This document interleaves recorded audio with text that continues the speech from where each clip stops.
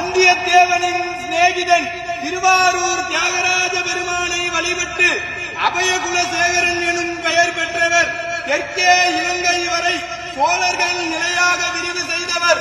தெய்வீகமான சொல்லாற்றும் நீதிமானாக இருந்து அருள்மொழிவர்மன் சேர சோழ பாண்டிய நிலைகளை ஆட்சி செய்த மும்முடி சோழன், கலைஞர் கோட்டையை வென்ற கலைஞர சோழன், கோயில்களை கட்டிய திருக்கோயில் சோழன், மக்கள் நலன் நியாயம் காட்டிய மண்மலி சோழன், தஞ்சையை ஆண்ட தஞ்சை வல்லவன், சிவபக்தியில் சிறந்த சிவபாத சேகரன், திருமுறை கண்ட சோழன், மகா கலைஞன், தெய்வீக அரசன், நம் பெரும்பாட்டன் பேர